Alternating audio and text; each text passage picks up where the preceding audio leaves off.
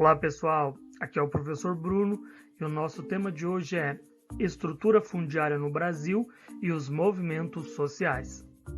E para iniciar eu deixo uma pergunta para vocês. Quais são as principais diferenças entre a pequena e a grande propriedade rural? A pequena propriedade é o lar do agricultor e de sua família. Nela, a produção é destinada ao consumo próprio e o excedente é vendido diretamente em feiras ou através de cooperativas. Nela, é praticada a policultura, ou seja, várias produções na mesma propriedade e o emprego de técnicas tradicionais. Além disso, ela tem uma função social, a de fixar as comunidades às suas raízes. Então, ela vai fixar a comunidade no campo e ainda preservar as suas raízes culturais. Já a grande propriedade, ela acaba sendo uma empresa. A produção dela é destinada ao comércio internacional ou às indústrias. Nela se utilizam técnicas modernas e temos o emprego de mão de obra especializada, além da produção em monocultura, ou seja, uma única cultura, normalmente soja ou milho. E quando nós analisamos a nossa estrutura fundiária, que é o modo como as propriedades rurais de um país estão organizadas, é possível caracterizar a distribuição de terras em nosso país como altamente concentradas, o que nós conseguimos observar também neste gráfico, que ele traz a estrutura fundiária do Brasil no ano de 2014, que são dados do INCRA. Então, nisso nós conseguimos observar o quê? Que os minifúndios, que são e as pequenas propriedades, elas ocupam 29% das áreas dedicadas à agricultura e à pecuária em nosso país. Mas elas somam mais de 90,7% de todos os imóveis rurais do nosso país. Já as médias propriedades, elas ocupam uma área de 23,3% e somam apenas 7% de todos os imóveis rurais. Enquanto as grandes propriedades em nosso país, elas ocupam 47,2% de toda a área reservada à agricultura e correspondem a apenas 2,3% dos imóveis rurais. Desta forma, então, como o próprio infográfico nos traz, nós temos o que? Uma desproporção.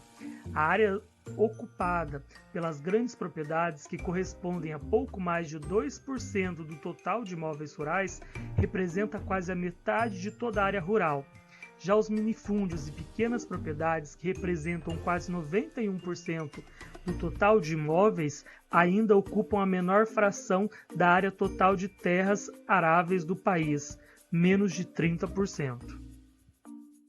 E essa nossa estrutura fundiária concentrada ocorre desde o início da colonização, com a distribuição de terras e o acesso sempre de forma desigual. Esse processo vai ter início com as capitanias hereditárias, que foram a primeira tentativa de organização do território da colônia, na qual os portugueses dividiram a colônia em várias capitanias hereditárias, nas quais quem as recebiam eram pessoas de confiança da coroa portuguesa e tinham como função desenvolver esses territórios. Esse sistema beneficiou uma pequena minoria de privilegiados, de habitantes da colônia, e não foi ainda superado. Vale ressaltar que a produção agrária brasileira, enquanto colônia, tinha um caráter exportador. Nesse sentido, ainda hoje essa organização agrária brasileira reflete essa estrutura, na qual grande parte da produção agrícola destinada ao abastecimento externo se dá em grandes propriedades monocultoras. Além disso, a estrutura fundiária brasileira herdada do período colonial foi pouco alterada, como vimos no infográfico anterior, onde a maior parte das terras agricultáveis do país estão nas mãos dos latifundiários, inclusive ocupando, em alguns casos, áreas indígenas. E quando analisamos o espaço rural brasileiro hoje, conseguimos ver presente ainda essa desigualdade na distribuição de terras, a qual não está sozinha, ela está aliada às más condições de trabalho e também de financiamento. Fatores esses que acabam gerando diversos conflitos no campo. É nesse contexto, então, que surgem os movimentos sociais rurais brasileiros.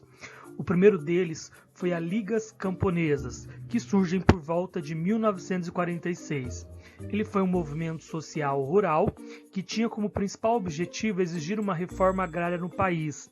Eles lutavam em prol de uma melhor distribuição de terras, melhores salários, melhores condições de trabalho no campo, enfim, por políticas públicas voltadas ao trabalhador rural e à produção no campo. Mas esse movimento ele vai sofrer fortes repressões, principalmente durante a ditadura militar, o que vai acabar levando ele a uma crise na década de 1960, levando então à sua extinção. Apesar dos movimentos sociais rurais serem extintos no Brasil durante a ditadura militar, os problemas do campo brasileiro irão continuar, principalmente na década de 1970, já no final dela. Entre destaques, podemos colocar conflitos violentos entre grileiros e poceiros no Pará, lembrando que os poceiros são pessoas que detêm de fato a posse da terra, mas não são os donos por direito, já que não possuem documentação, enquanto os grileiros são pessoas que falsificam documentos de posses dessas terras. Outro fator também que nós tivemos e que marcou o final da década de 1970 no espaço rural brasileiro foram as pessoas que perdem suas propriedades devido à construção de barragens, como por exemplo a construção da usina de Itaipu no Paraná. Então essas barragens, quando são construídas, elas irão alagar o quê? Boa parte das terras em seu entorno e muitos proprietários acabam perdendo a sua propriedade rural. Mas qual era o grande problema, além da perca dessa propriedade? Era o valor da indenização. Eles não concordavam com esse valor que era pago. Eles diziam, então, o valor que se pagava, dificilmente eles conseguiam comprar uma terra, né, em um local próximo, né, com a mesma qualidade. E outra questão também que vai marcar o final da década de 1970 no Brasil, espaço rural, vai ser o auge do êxodo rural em nosso país. Vai ser então um período marcado por esse processo, em quando as pessoas irão sair do campo para se deslocarem para as cidades. É quando as cidades brasileiras vão crescer aí intensamente. Nesse contexto de conflitos e insatisfação, começam a surgir acampamentos de trabalhadores sem terra no sul do país, nos estados do Rio Grande do Sul e do Paraná. O principal objetivo desses acampamentos era a organização de trabalhadores rurais sem terra para a reivindicação da reforma agrária que até então não havia sido realizada em nosso país. Sendo assim, em 1984, no oeste do estado do Paraná, surge o Movimento dos Trabalhadores Rurais Sem Terra, o MST. Atualmente, ele é um dos principais movimentos em prol da reforma agrária em nosso país, algo que até hoje não aconteceu.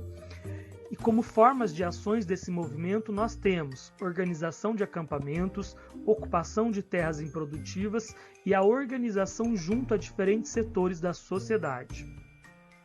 Para finalizar nossa aula de hoje, eu trago para vocês um mapa que indica a distribuição de terras no Brasil e como ela está concentrada.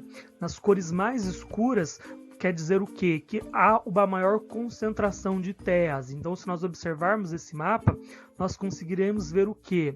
Que principalmente, né, nessas regiões aqui, ó, região, né, do Acre, parte do estado do Amazonas, a região aqui do Mato Grosso e Mato Grosso do Sul, região do estado de São Paulo, região aqui entre a Bahia, Minas Gerais, os estados do litoral nordestino, Tocantins e partes do estado do Pará, nós teremos o quê? Uma grande concentração de terras em nosso país.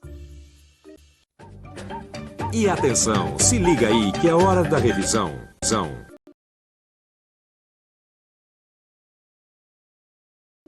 Em nossa aula de hoje, trabalhamos com os temas estrutura fundiária no Brasil e os movimentos sociais.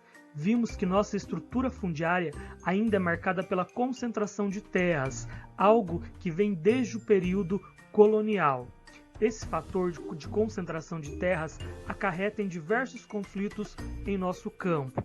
E a partir disso vão surgir então os movimentos sociais que buscam uma reforma agrária, algo que até hoje não foi realizada em nosso país. Então é isso aí, pessoal. Ficamos por aqui. Obrigado pela atenção e até a próxima.